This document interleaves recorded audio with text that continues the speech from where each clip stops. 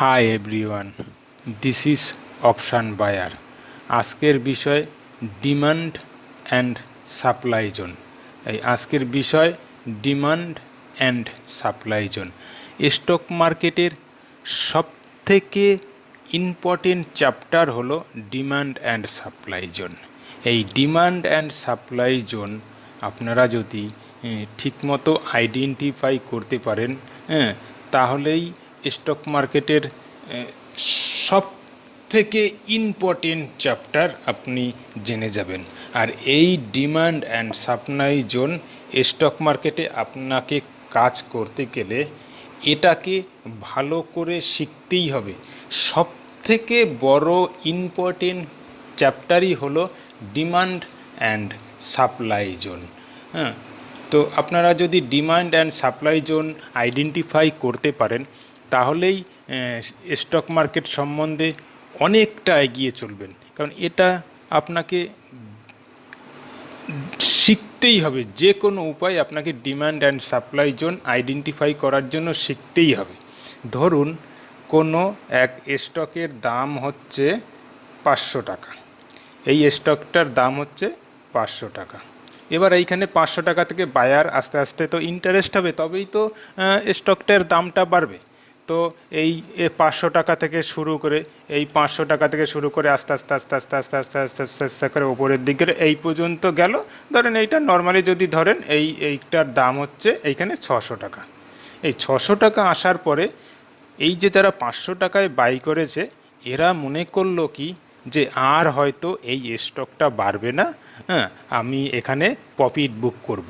এবার যারা বাই করেছে তারা যদি প্রফিট বুক করে, তো আলটিমেটলি তাদের সেল করতে হবে। সেল করার পরে আবার এই স্টকটা ধীরে ধীরে ধীরে ধীরে ধীরে ধীরে নিচের দিকে আসলো। নিচের দিকে আসার ফলে আবার এই মোটামুটি এই 500-র কাছাকাছি আসলো।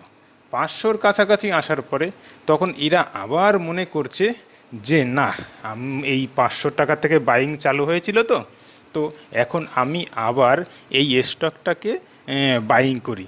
তখন আবার এরা বাইং করা শুরু করে। তখন আবার কি হয়, ধীরে ধীরে ধীরে ধীরে ধীরে ধীরে ধীরে ধীরে আবার ওপরের দিক গেল। উপরের দিক যাওয়ার গেলে আবার মোটামুটি এই 600-র কাছাকাছি যখন আসলো, তারা মনে করলো কি না, এই উপর থেকে 600-ই আগের বার হচ্ছে গিয়ে মার্কেট নিচে এসছে, আমি আবার প্রফিট বুক করি, তা নাহলে আমার নিচে চলে আসতে পারে। তখন আবার এইখান থেকে প্রফিট বুক চালু হয়ে যায়। প্রফিট বুক চালু হলে এখান থেকে সেল তৈরি হয়ে গেল। এই দেখেন, এইখান থেকে নিচে হচ্ছে বাইং জোন ছিল, এই উপর থেকে যখন নিচে চলে আসছে এটা হচ্ছে সেল জোন। এটাকে বলা হয় উপরেরটা সেল জোন, নিচেরটা বাই জোন। আবার আস্তে আস্তে আস্তে আস্তে করে নিচে চলে আসলো। আবার মোটামুটি ধরে রাখেন এই 600-র 500-র কাছাকাছি আসলো। 500-তে আবার বাই চলে এলো। বাই চলে মানে এইখানে একবার দুবার তিনবার মানে সচরাচর বাইং হচ্ছে, মানে এই নিচের জায়গাটা ডিমান্ড জোন। ডিমান্ড জোন থেকে আবার শুরু করলো কি, আস্তে আস্তে আস্তে আস্তে আস্তে আস্তে আস্তে আস্তে করে উপরের দিকে যাওয়া শুরু করলো। উপরের দিকে যেতে যেতে আবার এরকম জায়গায় এসে যখন থাকলো, এবার কিছু মানুষ মনে করছে বারবার একই জায়গায় যাচ্ছে মানে এই স্টকটা ভালো হয়তো কাজ করছে। তখন এরা কি করে, তখন মনে করে না, কোনো একটা এই একবার দুবার এই তিনবার অলরেডি ধাক্কা খেয়েছে, এইবার হচ্ছে গিয়ে এই স্টকটা আরও উপরে উঠতে পারে। নর্মাল সাধারণ ভাষায় যদি হিসাব করেন, কোনো যদি একটা বুলেট প্রুফ কাঁচকে বারবার বন্দুক দিয়ে গুলি করা হয়, তো হচ্ছে গিয়ে সেই বুলেট প্রুফ কাঠটাও কিন্তু ওর ক্ষমতাটা নষ্ট করে ফেলে। তখন এইটা আবার আস্তে আস্তে আস্তে আস্তে দেখা গেল সেই সময় উপরের দিকে উঠে চলে গেল। উপরের দিকে উঠে চলে যাওয়ার পরে তখন কি হলো, এইখানে প্রচুর বাইং চলে এসছে। এই বাইংয়ের জায়গাটা হচ্ছে আবার ডিমান্ড জোন। দেখা গেলো এই করতে করতে এই শেয়ারটা মোটামুটি 700-তে আসলো। 700-তে আসার পরে এইখান থেকে তারা আবার মনে করছে যে না, এটা এইখান থেকে আর উপরের দিক যাবে না, আমি আবার প্রফিট বুক করি।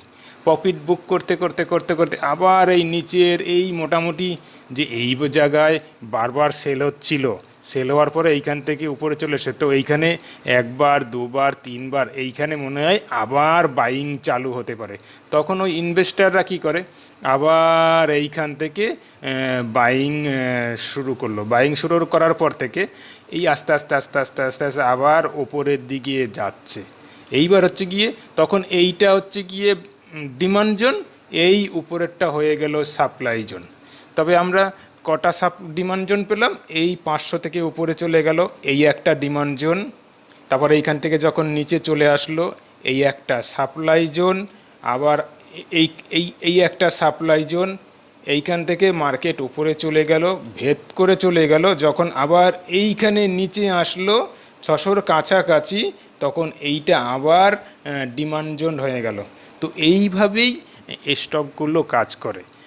তো এই ডিমান্ড জোন আর সাপ্লাই জোন আপনাকে বেশ করে প্র্যাকটিস করতে হবে, এবং এটাই ইম্পর্টেন্ট চ্যাপ্টার আপনার ভবিষ্যতের জন্য।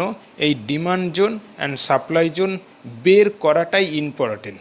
এবার demand zone and supply zone কীভাবে বের করতে হবে সেটা আপনাদের আমি নেক্সট ভিডিওতে দেখাবো। ডিমান্ড অ্যান্ড সাপ্লাই জোন কীভাবে আইডেন্টিফাই করে ট্রেড করবেন। ওকে, ধন্যবাদ। জয় হিন্দ, বন্দে মাতারম।